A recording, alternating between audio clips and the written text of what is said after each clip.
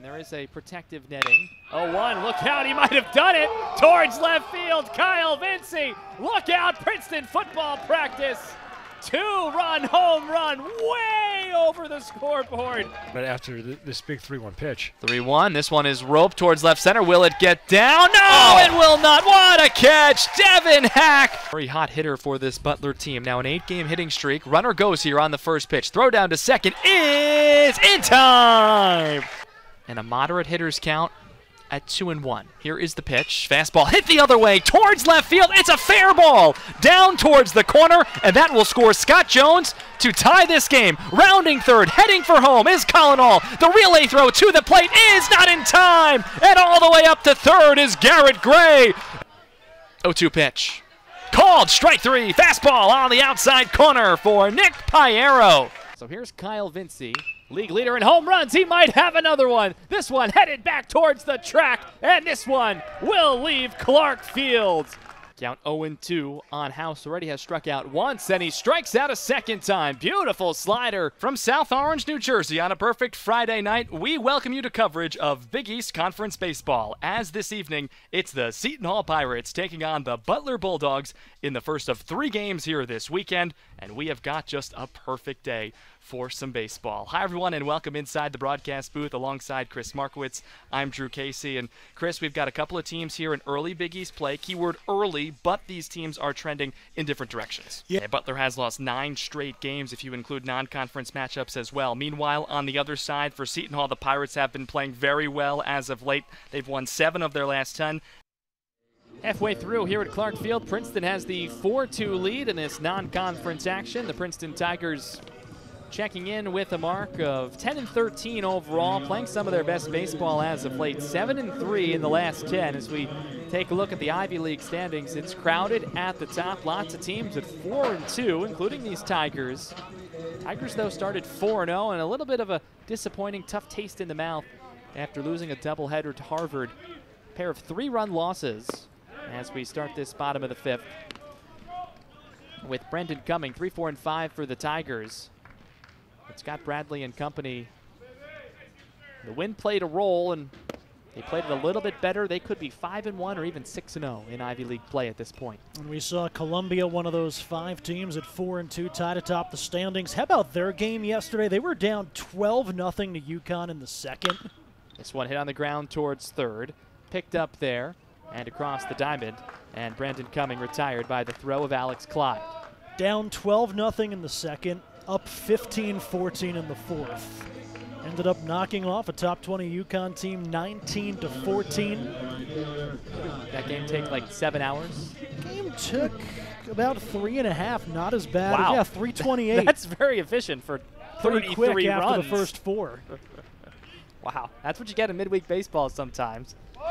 Bandora bunts foul down 12-0 in the second inning. 33 runs, 32 hits, no errors. Well played in that department. UConn, 19th ranked Huskies, only 1 extra base hit in the game, which helps. 0-1 pitch to Bandora, who was the hitter here, who is 2 for 2, and last time scorched a 2-run homer to right field. Yeah, they just installed the TrackMan system, so kind of Princeton's version of StatCast at the major league level. So we have distance, we have exit velocity, 380 feet, 108 miles per hour. That was crushed. If you want perspective, the average ball Aaron Judge hits is about 95 miles per hour. One of the big differences, of course, is the bat, but still very, very impressive. And it was absolutely smoked, wood bat versus the aluminum or composite. 2-2. Hear the clank of the bat hit the other way. Left side, triangle. It'll be the left fielder, Gale, who makes the catch for the Pirates, and 2 outs here in the home half of the 5th. Great job out of the bullpen by Aaron Grawler, who came in, inherited a couple of runners and let them score, but has retired 7 of his last 8, the only man to reach against him over the last 2.5 innings. Scannell on that hit by pitch. He ended up stranded at first, so Grawler's done a great job from the left side out of the pen. It really has. He settled in nicely. Some clean innings. Has looked good. His only blip since the couple of runs that scored in the third. 4 of them. Only 1 against his line. He's faced now 6 hitters and retired 5 of them. They only give up a hit by pitch. This is Jake Bold at the plate, 1-0, and way ahead of the off-speed pitch. Growler fools him there, 1-1.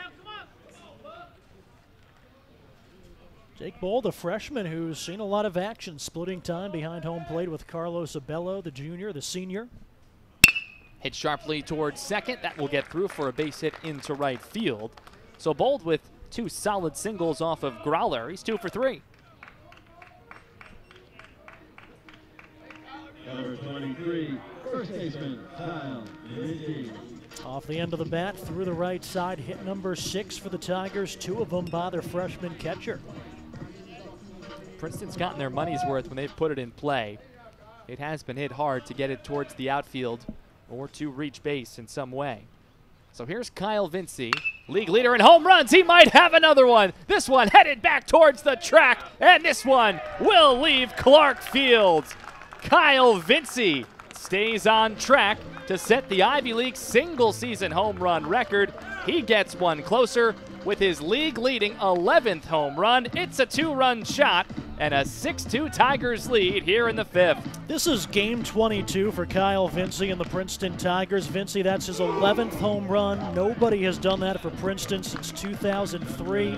That puts him 2nd on the Tigers single-season home run list. Still got a month and a half left in the season. A lot of baseball to be played, just the perspective of Vinci's season to this point. Here's DiPietro Antonio, tough act to follow. I found it really interesting as well, talking with Scott Bradley earlier in the week.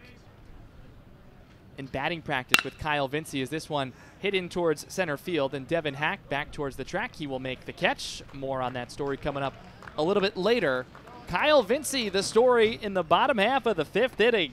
A 2-out, 2-run home run to double the lead from 2 to 4. Princeton leads it 6-2 as we go to the 6th here at Clark Field.